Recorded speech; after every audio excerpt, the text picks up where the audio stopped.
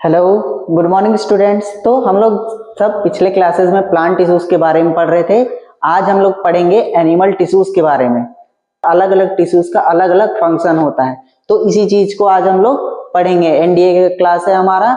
NDA के class में animal tissues से क्वेश्चंस आते हैं, तो हम लोग देखते हैं कि क्या क्या इसमें टॉपिक्स है।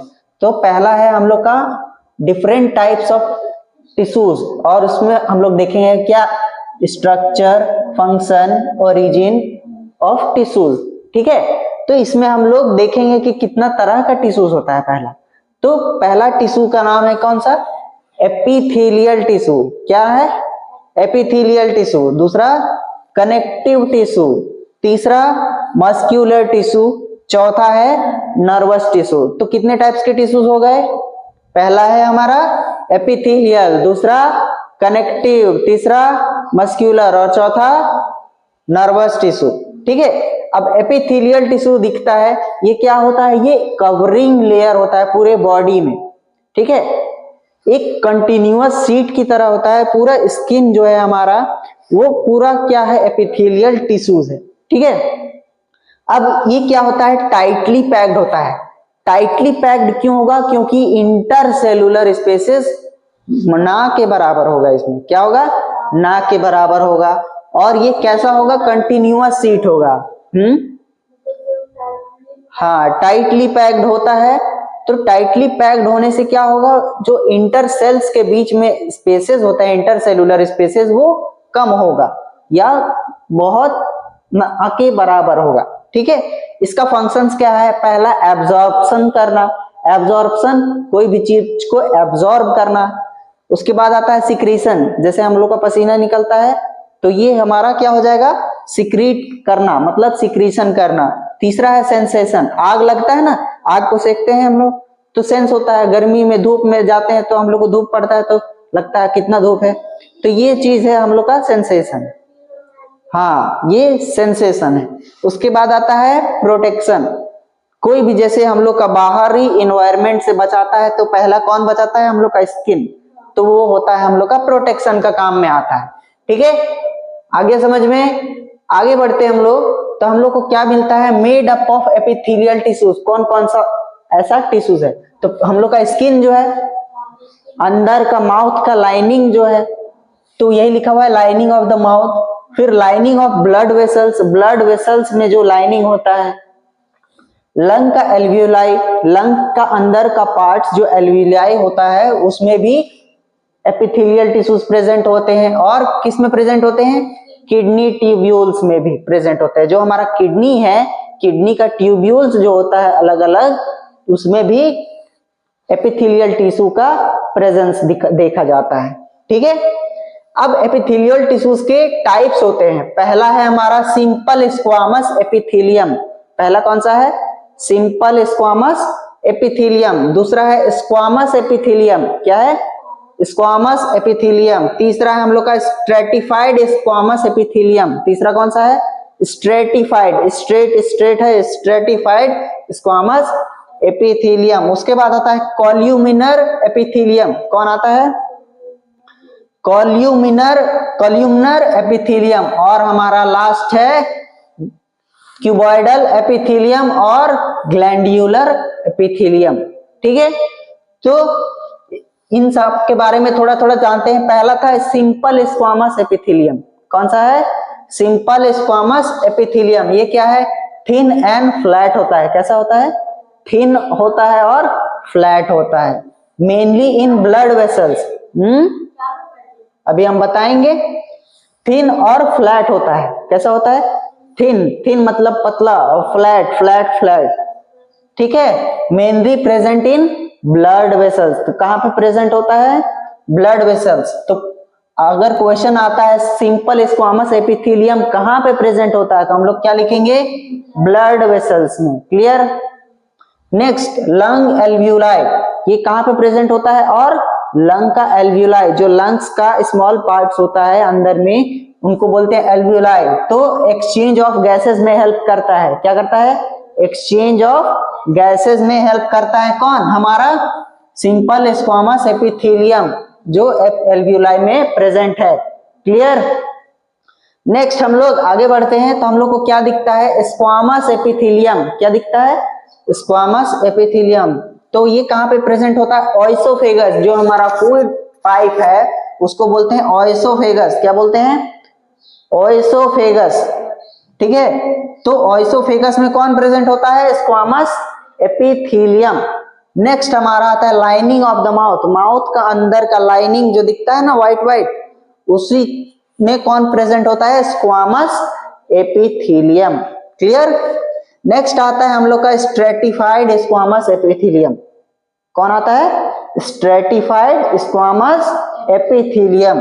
तो ये कहां पे प्रेजेंट होता है, स्किन में। स्ट्रेटिफाइड, स्ट्रेट है पूरा बॉडी में, तो फाउंड कहां पे होगा, मतलब पाया कहां पे जाएगा, पूरा स्किन में। ठीक है, और arrange in pattern of layers. Layers में अरेंज होता है। जैसे हम लोग को कट लग जाता है कहीं पे, तो कट लगता है तो हम लोग का स्किन का अलग अलग लेयर दिखता है ना। तो arrange in pattern of layers. हाँ, अरेंज करता नहीं है, हम लोग का बॉडी का स्किन जो है वो लेयर्स में अरेंज होता है पहले से। ठीक है, हाँ हाँ, लेयर्स में भरता है, आप देखे होंगे। ठीक है, नेक्स्ट आता है हमारा कॉल्यूमिनर एपिथेलियम। कॉल्यूमिनर एपिथेलियम तो फाउंड कहां पे, ये कहां पे पाया जाएगा, रेस्पिरेटरी ट्रैक्ट। जो हमारा रेस्पिरेटरी ट्रैक्ट होता है, मतलब विंड पाइप, फूड पाइप होता है, एक विंड पाइप होता है, तो विंड पाइप में कौन पाया जाएगा, कॉल्यूमिनर एपिथेलियम। कॉलम जैसा है इसीलिए कॉल्यूमिनर एपिथेलियम। ठीक है, और कहां पे प्रेजेंट होगा, यूटेरस में। यूटेरस में प्रेजेंट होगा। फैलोपियन ट्यूब, जो फीमेल का reproductive system, female reproductive system का ये पार्ट है। ठीक है, नेक्स्ट आता है हमारा central canal of spinal cord. Spinal cord जो पीछे में रहता है हमारा, वहां पे भी पाया जाता है कौन, कॉल्यूमिनर एपिथेलियम। क्लियर। नेक्स्ट हमारा कौन सा है, क्यूबॉइडल एपिथेलियम। क्यूबॉइडल एपिथेलियम में हम लोग को क्या दिखता है, क्यूब शेप्ड सेल्स। क्यूबॉइडल दिख रहा है तो इसको कैसा शेप होगा, क्यूब जैसा। नेक्स्ट आता है हमारा lining of kidney tubules. Kidney का जो ट्यूब्यूल्स होता है, किडनी जो प्रेजेंट होता है ना, उसमें ट्यूब्स लाइक स्ट्रक्चर प्रेजेंट होता है अंदर में, तो किडनी का ट्यूब्यूल्स में पाया जाता है कौन, क्यूबॉइडल एपिथेलियम। नेक्स्ट आता है हमारा डक्ट्स ऑफ सलाइवरी ग्लैंड। जो सलाइवरी ग्लैंड प्रेजेंट होता है, सलाइवा जो प्रोड्यूस करता है, उसमें भी कौन प्रेजेंट होता है, cuboidal epithelium. Provide mechanical support. तो इतना सारा फंक्शन है इसका, क्यूबॉइडल एपिथेलियम का। उसके बाद आता है ग्लैंड्यूलर एपिथेलियम। ठीक है, तो ग्लैंड्यूलर एपिथेलियम में हम लोग को क्या मिलता है देखने के लिए, कि portion of epithelium tissue folds inward and multicellular gland is form. तो ये आपस में ही घूम घूम के एक बना लेता है स्ट्रक्चर। ठीक है, ताकि सरफेस एरिया को बढ़ा सके। हाँ, तो है हमारा कनेक्टिव टिश्यू। तो कनेक्टिव टिश्यूज क्या है, cells are loosely spaced and embedded in an intercellular matrix. तो ये क्या है कनेक्टिव टिश्यू में, कि सेल्स जो होते हैं, सेल्स जो होगा वो लूजली स्पेस्ड होगा, लूजली स्पेस्ड और embedded in an intercellular matrix. Matrix, matrix वाला स्ट्रक्चर कहां पे देखने के लिए मिल रहा था, माइटोकॉन्ड्रिया जैसा था ना अंदर में फोल्डेड, तो वैसा वाला टाइप का स्ट्रक्चर किस में प्रेजेंट होगा, कनेक्टिव टिश्यूज में। ठीक है, तो मैट्रिक्स में भी जेली लाइक और फ्लूइड। तो मैट्रिक्स कैसा होगा, या तो जेली लाइक होगा, या तो फ्लूइड होगा, या तो रिजिड भी हो सकता है ना। Blood is a type of connective tissue. Blood हमारा पूरा बॉडी में प्रेजेंट है, थोड़ा थोड़ा गाढ़ा होता है ना, थिक होता है, तो वो या और बाहर निकलता है तो वो जेली लाइक हो जाता है। कभी कभी हार्ड भी हो जाता है, जब चोट लगता है वहां पे काला हो जाता है तो वो हार्ड भी हो जाता है ना। तो ब्लड क्या है हमारा, एक कनेक्टिव टिश्यू, पूरा बॉडी में कनेक्ट कनेक्शन बनाता है ना वो। उसके बाद आता है बोन सेल्स, तो स्ट्रॉन्ग एंड नॉन फ्लेक्सिबल। तो बोन भी एक तरह का कनेक्टिव टिश्यू है।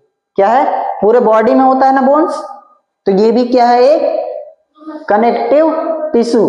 पूरे बॉडी में कनेक्शन जो बनाएगा वो हो जाएगा कनेक्टिव टिश्यू। ठीक है। नेक्स्ट आता है ब्लड। तो ब्लड में अलग अलग तरह का प्रोटीन्स पाया जाता है, सॉल्ट्स पाया जाता है और हॉर्मोन्स भी पाया जाता है। जो फ्लूइड पार्ट होता है, मतलब जो लिक्विड पार्ट होता है ब्लड का, उसको बोलते हैं हम लोग ब्लड प्लाज्मा। क्या रहा, लिगामेंट्स एंड टेंडन्स। ठीक है। पहला आता है लिगामेंट। तो लिगामेंट क्या है, जब बोन और बोन के बीच कनेक्शन बन जाए।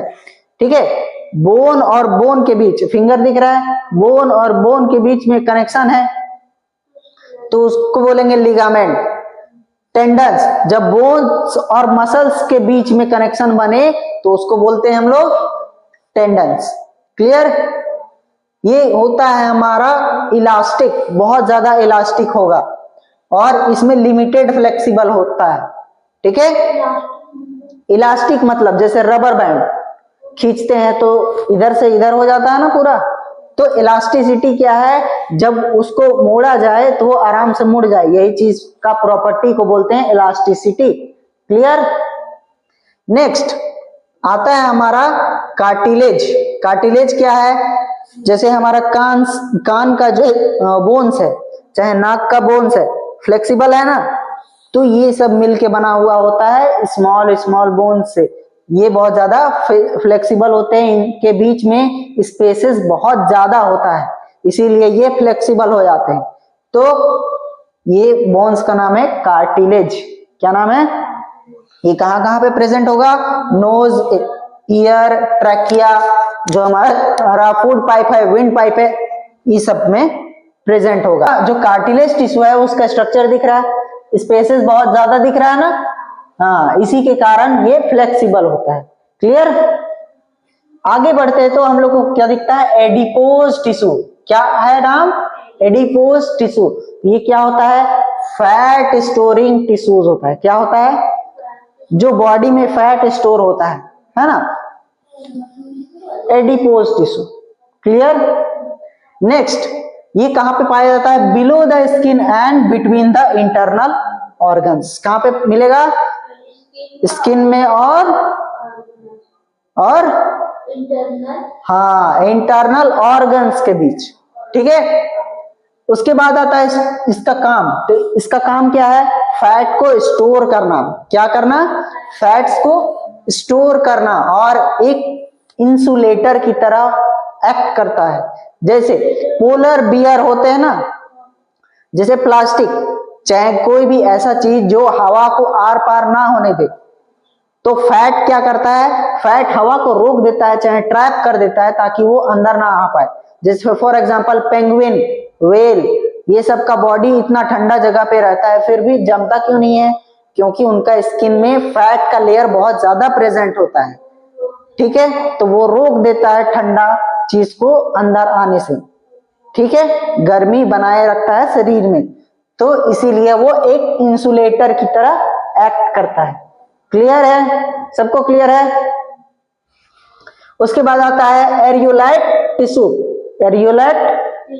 एरियोलाइट टिश्यू का काम क्या है, found between the skin and muscles. तो ये कहां पे पाया जाएगा, स्किन और मसल्स के बीच, as well as bone marrow. अब बोन मैरो का कहानी क्या है, बोन मैरो एक ऐसा जगह है जहां पे ब्लड मैन्युफैक्चर होता है। ठीक है, ब्लड बनता है। Clear. Helps in repair of tissue, और ये काम का क्या करेगा, रिपेयर करेगा। जो कट जाएगा, छट जाएगा टिश्यूज, हमारा किसी कारण से डैमेज हो गया तो उसको रिपेयर करने का काम कौन करता है, एरियोलाइट टिश्यू। क्लियर। नेक्स्ट आता है हमारा मस्क्यूलर टिश्यू, मस्क्यूलर मसल्स वाला टिश्यू, इसको बोलेंगे मस्क्यूलर टिश्यू। तो इसका टिश्यूज कैसा होगा, इलोंगेटेड होगा, मतलब लंबा लंबा होगा। ऑल्सो कॉल्ड मसल फाइबर्स, और इन्हीं चीज को क्या बोलते हैं, muscle fibre, responsible for movement in our body. ठीक है। Connect contain special protein that is contractile proteins. और ये किस चीज से मिलके बना हुआ होता है? कॉन्ट्रैक्टाइल प्रोटीन से। क्लियर? नेक्स्ट आता है हमारा वॉलेंट्री और इनवॉलेंट्री मसल्स। ठीक है, वॉलेंट्री और इनवॉलेंट्री दोनों में डिफरेंस समझना है। वॉलेंट्री और इनवॉलेंट्री, वॉलेंटियर्स होते हैं ना अलग अलग, तो वॉलेंटियर्स क्या करते हैं? जो हम लोग इंस्ट्रक्शन देते हैं वही काम को करते हैं, है ना। लेकिन जो हेड होता है उनका, वो हम लोग का हिसाब से चलेगा? नहीं चलेगा। तो हमारा बॉडी में भी दो तरह का मसल्स होते हैं। पहला जिसको हम लोग काम खुद से करवा सकते हैं, और दूसरा जिसको हम लोग काम नहीं करवा सकते हैं खुद से। तो पहला का नाम है वॉलेंट्री मसल्स और दूसरा का नाम है इनवॉलेंट्री मसल्स। तो जो हमारा हाथ पैर जितना भी है, ये सबको हम लोग अपने से कंट्रोल कर सकते हैं ना। लेकिन जो हम लोग का हार्ट मसल्स है, किडनी वाला चीज है, चाहे कोई भी अंदर का पार्ट है, उसको हम लोग कंट्रोल कर सकते हैं। तो उनको बोलते हैं हम लोग इनवॉलेंट्री मसल्स। जो हमारा स्केलेटल मसल है वो किसका कैटेगरी में आता है? वॉलेंट्री। और इनवॉलेंट्री स्मूथ मसल्स, जो अंदर में होगा। स्ट्रेटेड मसल्स होगा, अनस्ट्रेटेड मसल्स होगा। Control them, can't control them. हम लोग कंट्रोल कर सकते हैं किसको? वॉलेंट्री को। लेकिन इसको कंट्रोल कर सकते हैं क्या? नहीं कर सकते। सेल्स कैसे होंगे? लॉन्ग होंगे, सिलिंड्रिकल होंगे, अनब्रांच्ड होंगे और मल्टी न्यूक्लिएट होंगे। मतलब बहुत सारा न्यूक्लियस प्रेजेंट होगा। अनब्रांच्ड है मतलब ब्रांच्ड नहीं होंगे। ठीक है, ब्रांच जैसे ट्री का ब्रांचेस होता है ना अलग अलग, तो वैसा ब्रांच नहीं निकला हुआ होगा, सिंगल सिंगल होगा। ठीक है, अब बात करते हैं इनवॉलेंट्री का। तो सेल्स कैसे होंगे? यूनिन्यूक्लिएट। यूनिन्यूक्लिएट मतलब होता है सिंगल न्यूक्लियस वाला। लॉन्ग लॉन्ग होंगे, स्पिंडल से फाइबर्स की तरह होंगे। स्पिंडल फाइबर्स पढ़े थे ना हम लोग, तो स्पिंडल फाइबर्स की तरह होंगे। ठीक है, क्लियर? नेक्स्ट आता है हम लोग का कार्डियक मसल्स। जो हम लोग का हार्ट का मसल्स है उनको बोलते हैं हम लोग कार्डियक मसल्स। तो वो कैसा होता है? सिलिंड्रिकल होता है, ब्रांच्ड होता है और यूनिन्यूक्लिएट मतलब सिंगल न्यूक्लियस वाला। क्लियर? नेक्स्ट आता है हमारा नर्वस टिश्यू। कौन आता है? Nervous tissue. तो नर्वस टिश्यू कहां पे प्रेजेंट होगा? नर्व्स। किससे रिलेट करता है? ब्रेन से। तो ये कहां पे प्रेजेंट होगा?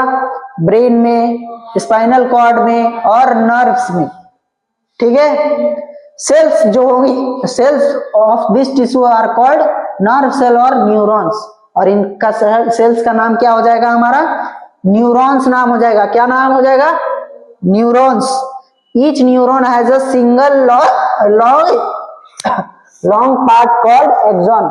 अब न्यूरॉन का अलग अलग पार्ट्स होता है तो एक पार्ट को बोलते हैं हम लोग एक्सॉन, जो निकला हुआ रहता है। अभी हम लोग स्ट्रक्चर भी देखेंगे। और दूसरा पार्ट का नाम होता है, शॉर्ट ब्रांचेस होता है, उनका नाम होता है डेंड्राइट्स। क्या होता है? डेंड्राइट्स होता है। ठीक है, अब और एक चीज क्वेश्चन आता है एनडीए में, वो होता है साइनेप्स। तो दो न्यूरॉन्स के बीच में गैप होता है। जैसे ये न्यूरॉन है, एक और न्यूरॉन है, तो इन दोनों के बीच थोड़ा सा गैप होता है सिग्नल ट्रांसफर होने के लिए, है ना। तो सिग्नल ट्रांसफर होने के लिए गैप होता है, तो इस गैप को बोलते हैं साइनेप्स। क्या बोलते हैं? क्लियर है? समझ में आया? कोई दिक्कत?